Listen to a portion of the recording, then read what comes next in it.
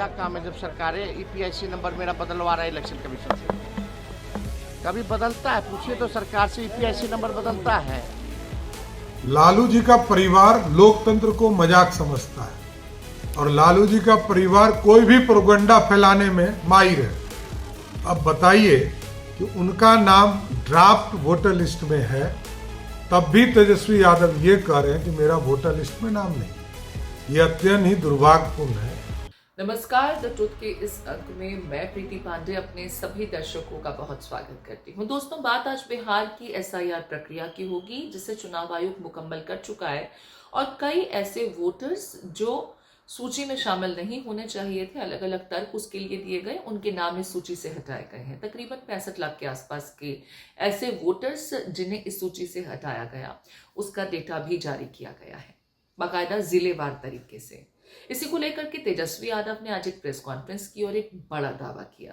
तेजस्वी यादव ने कहा कि उनका नाम भी मतदाता सूची में मौजूद नहीं है। उन्होंने बाकायदा एक डेमोन्स्ट्रेशन दिया। लाइव डेमो देते हुए उन्होंने अपना यूनिक ईपीआईसी नंबर दाखिल किया, जिस पर अब तक वो चुनाव लड़ते रहे हैं, जिस पर वो अपने मताधिकार का प्रयोग करते रहे हैं। लेकिन हैरानी की बात यह कि जब उन्होंने चुनाव आयोग के ऐप पर जाकर के लाइव डेमो देते हुए अपना ईपीआईसी नंबर दाखिल किया तो कोई डेटा मौजूद नहीं था। तेजस्वी यादव ने कहा कि देखिए, नो डेटा फाउंड, इसका मतलब है कि वो वोटर लिस्ट में नहीं है और अगर उनका नाम वोटर लिस्ट में नहीं है तो वो चुनाव कैसे लड़ेंगे। ये सवाल खड़े करते हुए तेजस्वी यादव ने चुनाव आयोग की इस पूरी प्रक्रिया पर बड़ा प्रश्न चिन्ह खड़ा किया।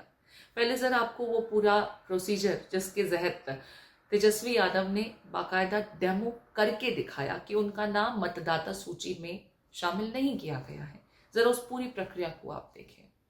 यही है ना मेरा, ये एप्लीकेशन है, मेरा भी नहीं है।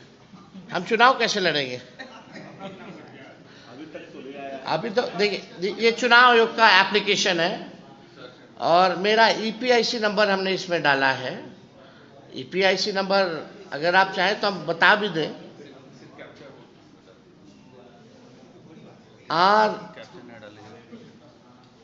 RAB 2916-120, इसमें एक कैप्चा आता है। हाँ, अच्छा आ रहा है। अब हम डालते हैं कि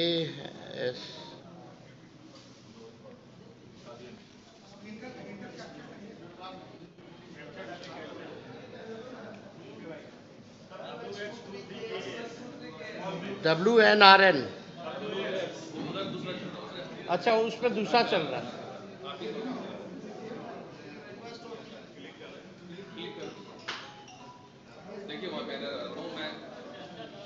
डालिए।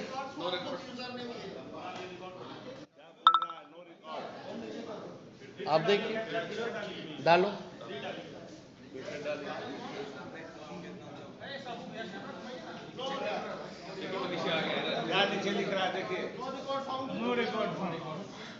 What does it mean?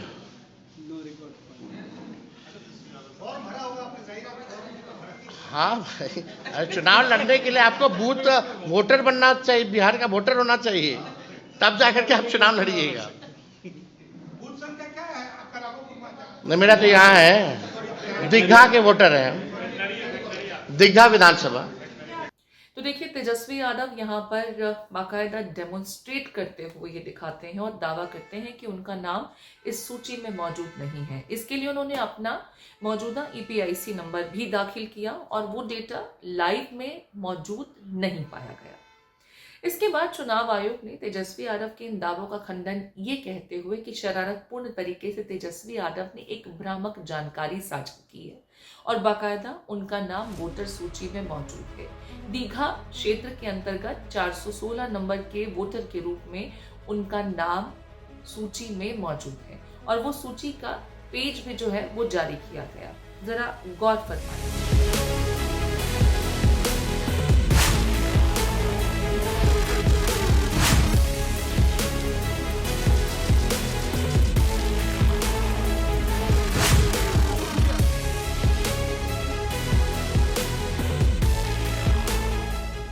Tejashwi Yadav के इस दावे के बाद बिहार के वर्तमान डिप्टी सीएम सम्राट चौधरी की भी प्रतिक्रिया सामने आई और तेजस्वी यादव के पढ़ाई लिखाई, उनकी बैकग्राउंड, इन तमाम चीज़ों का जिक्र करते हुए उन्होंने गंभीर आरोप लगाए कि ये तो बिहार की जनता जानती है कि वो कितने पढ़े लिखे हैं। अब ऐसे में जिस तरीके से उन्होंने ये बड़ा दावा किया है, उनकी पोल यहीं खुल गई क्योंकि उनका नाम वोटर सूची में मौजूद है। जरा सुन लीजिए सम्राट चौधरी भी इसे लेकर क्या कुछ कह रहे हैं। लालू जी का परिवार लोकतंत्र को मजाक समझता है और लालू जी का परिवार कोई भी प्रोपेगेंडा फैलाने में माहिर है। अब बताइए कि उनका नाम ड्राफ्ट वोटर लिस्ट में है, तब भी तेजस्वी यादव ये कह रहे हैं कि मेरा वोटर लिस्ट में नाम नहीं है। ये अत्यंत ही दुर्भाग्यपूर्ण है। ये लोग डरे हुए हैं। जनता फिर से हराएगी। जनता इनके चाल और चरित्र दोनों को जानती है, इसलिए जनता 2025 के चुनाव में हराने का काम करेगी। लेकिन बात सिर्फ आरोप और आरोपों को झूठा साबित करने तक ही सीमित रहती तो क्या बात थी। ये कहानी इतनी आसान नहीं है। तेजस्वी यादव ने जैसे ही उन पर अटैक होने लगा, उनकी प्रेस कॉन्फ्रेंस के बाद बड़े दावे चुनाव आयोग की तरफ से भी किए गए कि तेजस्वी यादव शरारतपूर्ण तरीके से भ्रामक जानकारी फैला रहे हैं, झूठ बोल रहे हैं। सम्राट चौधरी ने भी इसी लाइन पर उन पर अटैक किया। तेजस्वी यादव फिर सामने आए और जो जानकारी उन्होंने इस बार साझा की, उसके साथ ही उन्होंने एक सवालों की बड़ी फहरिस्त चुनाव आयोग के समक्ष रख दी। जरा पहले सुनिए तेजस्वी यादव दावों में क्या कहते नजर। कि ईपीआईसी नंबर नहीं बदलता है, कैसे बदला है, क्या बदला है। अगर मेरा बदल सकता है तो ऐसे कितने लोगों का ईपीआईसी नंबर बदला होगा, ये तो विषय है। यही सब आंकड़े तो हम लोग पूछ रहे चुनाव आयोग से, तो कहीं ना कहीं से पूरी साजिश है कि वोटरों का नाम जो है काट दिया जाए। वो छोड़िए ना, कई आईएएस अधिकारी ट्वीट करके बोल रहे कि उनका नाम कट गया है, तो गरीब का सोचिए। तो ये तो इलेक्शन कमीशन की जिम्मेवारी है कि बूथ वाइज आंकड़ा दे, कैटेगरिकली कि मृत्यु हुई है, किस बूथ पे इतने की मृत्यु हुई है, कौन है, उसका ईपीआईसी नंबर उपलब्ध कराए, सबका ईपीआईसी नंबर उपलब्ध कराए। तो आज मेरा पूरा प्रेस कॉन्फ्रेंस जो था ईपीआईसी नंबर को ही तो लेकर के था और डिटेल्ड को लेकर के था कि मृत्यु हुई है तो क्यों, किनकी हुई है, उसका ईपीआईसी नंबर क्या है, उसकी बूथ संख्या क्या है, कोई अगर दूसरे राज्य में गया है इस वजह से कटा तो उसका डिटेल दे, जिसका डबल है, रिपीटेड है, उसका डिटेल दे। तो ये तो बताना ना पड़ेगा इलेक्शन कमीशन को। पूरी सरकार तो छुपा क्यों रही है? पूरी सरकार आप पर हमलावर होगी, बोल रहे हैं कि उनको अपना नाम भी खोजना नहीं आता है। आप बहुत बढ़िया बात है। सरकार को और क्या काम है जब सरकारें ईपीआईसी नंबर मेरा बदलवा रहा है इलेक्शन कमीशन से। कभी बदलता है, पूछिए तो सरकार से ईपीआईसी नंबर बदलता है। और तो ईपीआईसी नंबर अगर बदला है तो ऐसे कितने लोगों का बदला होगा। तो दोस्तों, ये तो आप जानते हैं कि ईपीआईसी नंबर कभी बदलता नहीं है, लेकिन बिहार के संदर्भ में चुनाव आयोग ने जिस डेटा को साझा किया उसमें तेजस्वी यादव का ईपीआईसी नंबर बदला हुआ पाया गया है।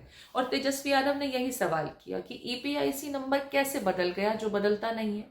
हालांकि जो सोशल मीडिया पर यह पन्ना साझा किया गया जिसमें अन्य वोटर्स की भी जानकारी मौजूद थी, बाकायदा मकान नंबर, फलाना संख्या, और इस मकान में जो उनके साथ और वोटर्स हैं उनकी जानकारी भी उसमें नजर आ रही थी, जिसमें एक मंटू कुमार की तस्वीर के साथ भी कुछ जानकारी सामने आई। और लोग सवाल पूछ रहे हैं कि जो तस्वीर में मंटू कुमार दिख रहे हैं उनकी उम्र 54 साल तो कतई नहीं लगती। तस्वीर में तो वो कोई बच्चा नजर आ रहा है। अगर ये सूची लेटेस्ट है, अपडेटेड है, तो मंटू कुमार 54 साल के किस एंगल से नजर आते हैं? जरा एक बार इस सोशल मीडिया पोस्ट को भी आपको देखना चाहिए जिसमें चुनाव आयोग से सवाल पूछा गया है।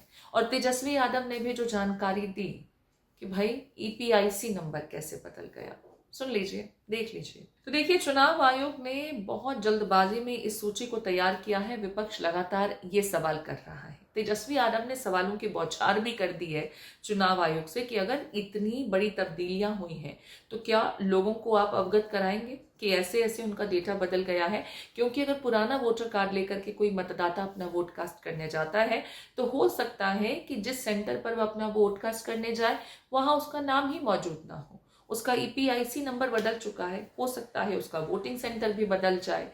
अब कुल मिलाकर के कई सवाल जहां तेजस्वी यादव चुनाव आयोग पर खड़े करते नजर आ रहे हैं। चुनाव आयोग की तरफ से भी तेजस्वी यादव की ही फेंकी गई गेंद को उनके ही कोर्ट में वापस डालने की कोशिश की गई ताकि ये गेंद सेल्फ गोल में तब्दील हो जाए, लेकिन ऐसा हुआ नहीं। ये सेल्फ गोल चुनाव आयोग का ही हुआ, क्योंकि सवाल एक बार फिर तेजस्वी यादव खड़े कर पूछते नजर आ रहे हैं कि EPIC नंबर कैसे चेंज हुआ। चलिए अब आपको बताते हैं कि EPIC नंबर के तहत जो दावे किए गए हैं वो क्या है। तेजस्वी यादव ने जो उनका पुराना EPIC नंबर था, जब लाइव डेमो दिखाया तो वो EPIC नंबर बाकायदा पब्लिक में उन्होंने दोहराया भी था। ये EPIC नंबर है RAB 2916120 और इस नंबर के तहत जब चुनाव आयोग के डेटा के साथ उन्होंने अपने वोटर से संबंधित जानकारी चेक करनी चाहिए तो कोई डेटा नहीं पाया गया। चुनाव आयोग ने तेजस्वी यादव के वोटर को लेकर के बाकायदा जो जानकारी साझा की उसमें उनका नया EPIC नंबर RAB 0456228 बताया। तेजस्वी यादव ने इसी के साथ कई सवाल चुनाव आयोग से पूछे हैं। इन सवालों में तेजस्वी यादव कहते हैं कि इन 65 लाख मतदाताओं को मृत, स्थानांतरित या अनुपस्थित घोषित करने का आधार क्या है। मृतक मतदाताओं के परिजनों से कौन सा दस्तावेज लिया जिसके आधार पर उनकी मौत की पुष्टि हुई। इन 36 लाख मतदाताओं को चुनाव आयोग स्थानांतरित बता रहे हैं, अस्थायी रूप से पलायित बता रहे हैं, उसका क्या आधार है। इलेक्शन कमीशन को ये स्पष्ट करना चाहिए। अगर अस्थायी पलायन से 36 लाख गरीब मतदाताओं का नाम कटेगा तो फिर ये आंकड़ा भारत सरकार के अपने आंकड़ों के अनुसार बिहार के प्रतिवर्ष बाहर जाने वाले 3 करोड़ पंजीकृत श्रमिकों से भी अधिक होना चाहिए। क्या इनकी फिजिकल वेरिफिकेशन हुई थी? क्या नियम के तहत BLO भौतिक सत्यापन के लिए 3 बार मतदाताओं के घर गए थे? संपूर्ण बिहार में कितने प्रतिशत मतदाताओं को एक्नॉलेजमेंट स्लिप दी गई? क्या इसकी दर 1% से भी कम नहीं है? क्या मतदाताओं को उनका नाम काटने से पहले कोई नोटिस या सूचना दी गई? क्या इस सूची से हटाए गए 65 लाख मतदाताओं को अपील का मौका मिला? जब आप इतने लोगों के घर गए नहीं, पावती आपने दी नहीं, नाम काटने से पहले नोटिस आपने दिया नहीं, तो इसका स्पष्ट मतलब है कि आप टारगेटेड काम कर रहे हैं और लोकतंत्र को खत्म कर रहे हैं। ऐसे गणना प्रपत्रों की संख्या कितनी है जिनके साथ कोई दस्तावेज संलग्न नहीं था, एवं ऐसे कितने प्रपत्र हैं जिनके साथ फोटो संलग्न नहीं था, यह आंकड़ा भी चुनाव आयोग सार्वजनिक करे।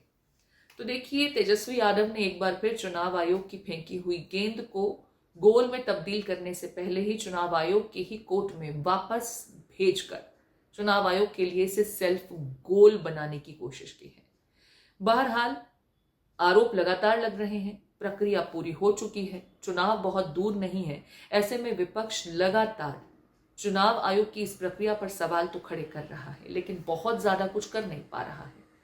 इस पूरे विषय को आप किस तरीके से देखते हैं और आपको क्या लगता है कि SIR की ये प्रक्रिया कितने वाजिब तरीके से अंजाम दी गई? 65 लाख वोटों के नाम कटना कोई छोटा मोटा आंकड़ा नहीं है।